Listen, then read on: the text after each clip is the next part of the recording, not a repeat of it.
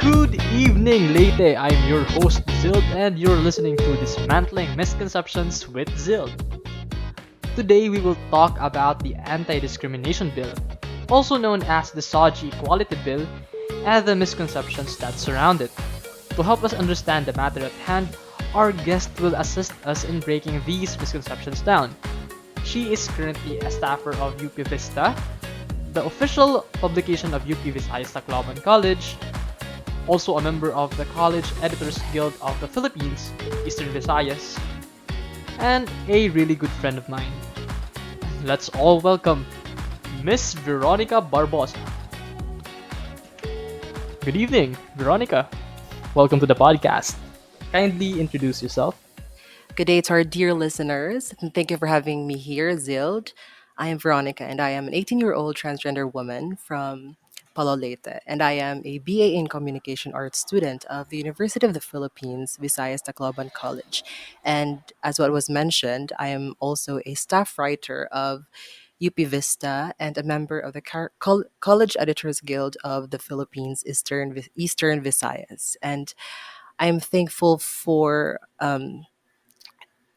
I'm thankful for you, Zild, for having me here to dispel the misconceptions surrounding the anti-discrimination bill. Okay, so before we formally start, can you briefly explain what the Anti-Discrimination Bill is, and can you give us your take or opinion on its implementation? Mm. For starters, no, the anti-discrimination bill, otherwise known as the SOGIE Equality Bill, generally aims to prescribe any form of harassment and discrimination in any social context based on an individual's SOGIE. It is also considered as the oldest and overdue bill, as it has yet to be passed 20 years before it was originally filed by then late Senator Miriam Defensor Santiago. And it has also been the subject of numerous modifications time and time again.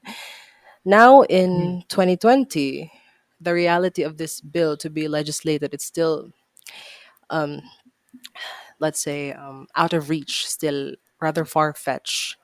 Most people, especially in the legislative branch, seem to overlook the very essence and urgency of this bill if enacted into law and how it would profoundly deter the horrendous atrocities targeted against the members of the LGBTQIA plus community.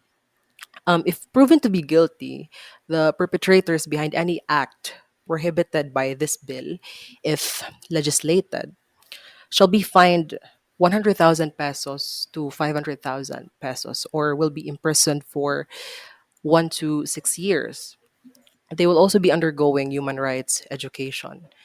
That is to say, it is really imperative for the members of the LGBTQIA plus community to campaign for the legislation of this bill and at the same time no to dispel and to shed light on the misconceptions surrounding the anti-discrimination bill and SOGI at large. Since there are still people who are quite confounded on the very conception of SOGI or the sexual orientation, um, gender ident- gender identity and expression. They commonly use interchangeably these terms without actually knowing that they are pretty distinct from each other. So that's it. That's my take on the issue. And most of my transistors, my siblings in the LGBT plus community who are advocating for this bill to be passed also believe that this is an urgent call. This has been an overdue bill, and now that it has 21 years have passed already, it's high time that it should be legislated.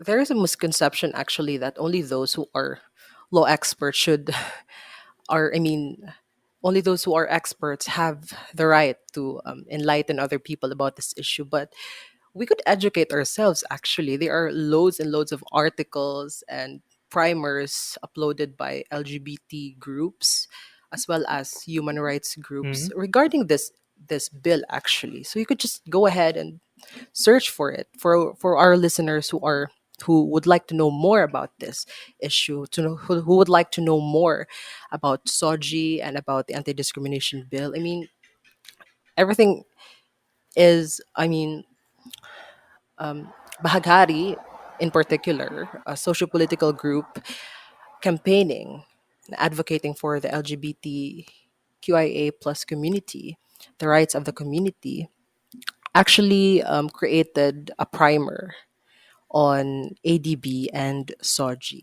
So you can go ahead and check for it, especially those who are still confused about it. Thank you for that. I will actually post the link to the primer in the description below after I upload this podcast. Now let's all move on to the segment we've all been waiting for. Dismantling misconceptions. So the rules are, first I will read a statement and then you will identify if it is in any way a fact or a misconception. Okay. Feel free to explain and expound. So let's start. The ADB is inclusive to all. Well, this is actually a fact since every one of us has our own Hmm. SOGI, and the bill prohibits any act of discrimination solely based on an individual SOGI. This would mean that virtually anyone is protected by this bill. Hence, it is inclusive. The ADB gives special rights to the LGBTQ community. Well, to put it simply, the bill does not guarantee any special rights to the members of the LGBTQIA plus community. And you know what? Out of all the misconceptions surrounding the ADB, this in particular, dare I say, is the most common. They think that um, it would just give us the right, the special rights, as they say. As I have said in my previous answer, no, should this bill be legislated, anyone, regardless of their sexual orientation, gender identity, and expression, will benefit from it. But there is one, let's say, a reservation. I say reservation. It should be noted, however, that us members of the LGBTQIA plus community are the most vulnerable and are subject to discrimination, harassment, and worst of all, hate crimes grounded in our SOGI. But that does not entirely mean that the bill is just for us. It is for everyone since all of us has our own SOGI. The ADB is an attack on religious freedom. No, simply no. The ADB does not the ADB does not assail religious freedom, much less meddle on anything religious, actually.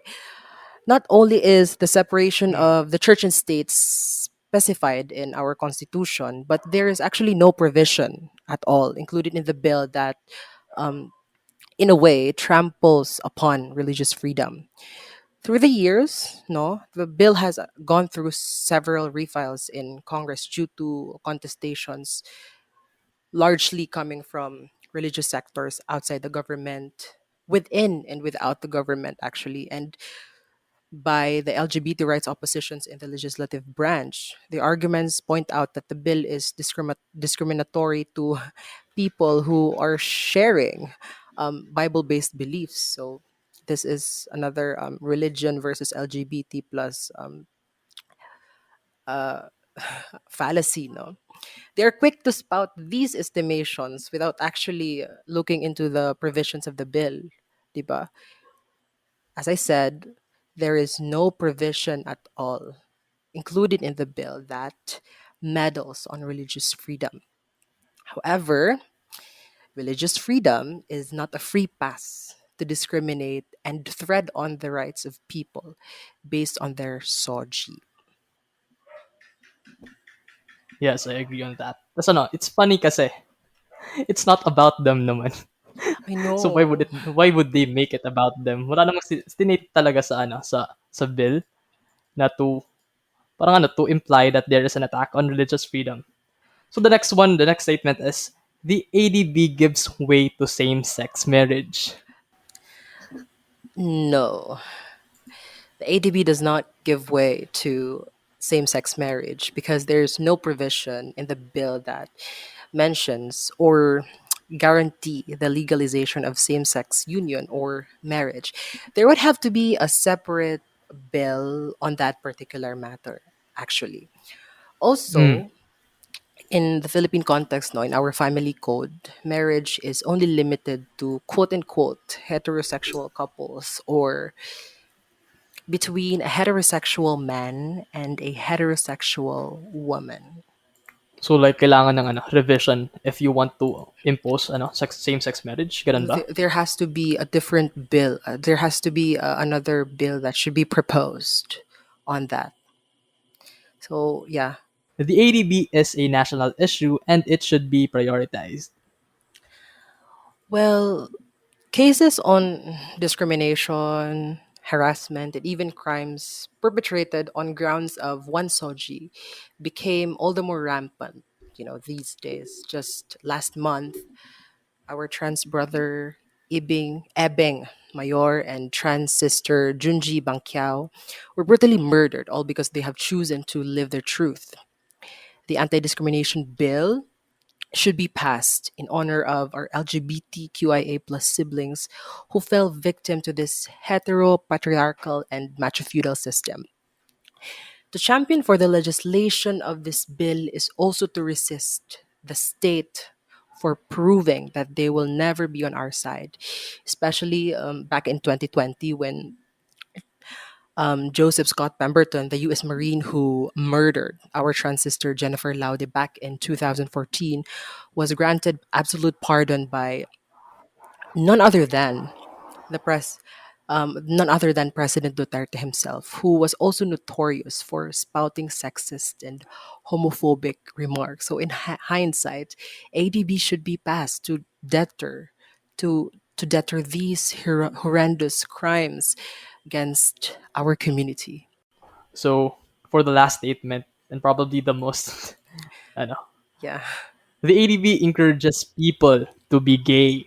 First of all, no, I find this, statement out of all the statements, this has been the most problematic to me, the most problematic and ludicrous for the wrong reasons because it somewhat um, demonizes homosexuality or being gay. Like it's as if it's being considered as a bad thing, tantamount to committing a felony, so to speak. And it actually reeks of it brazenly reeks of homophobia. Homosexuality is actually intrinsic to an Mm. individual who happens to be gay, and that is actually based on science, diba? There are other species, animal species, that exhibit homosexuality, and that's a fact, actually. Hence, being gay is as normal and as natural as being straight. So, as a response, no, just wanted to modify this particular statement. So instead of saying that ADB encourages people to be gay, it would be fitting to say that the ADB encourages people to live their truth without inhibitions and the fear of being ostracized, harassed, and discriminated. That's it, period. That was actually a nice answer, a nice way of putting things.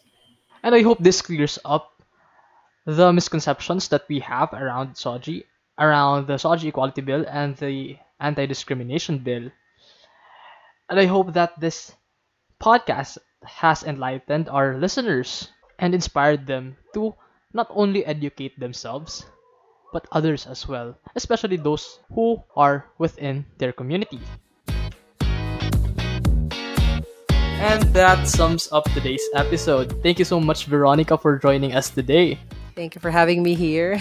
The pleasure is mine. Sige. Before we officially end this, do you have any messages to your fellow LGBTQ who are listening today? Well, the only thing that I could say is that padayon la kita, we continue in campaigning for and championing for our rights and continue to resist this macho-feudal and heteropatriarchal society. Also, I would like to remind them to educate the people around you, especially those who are say, nonchalant or quite ignorant about SOGIE and the Anti-Discrimination Bill, and also to dispel these misconceptions.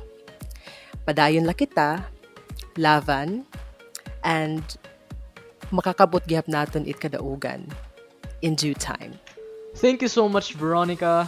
Once again, this has been your host, Zild, and thank you for tuning in to today's episode. And if you want to listen to more of our podcast, feel free to subscribe to our channel. Thank you and good day.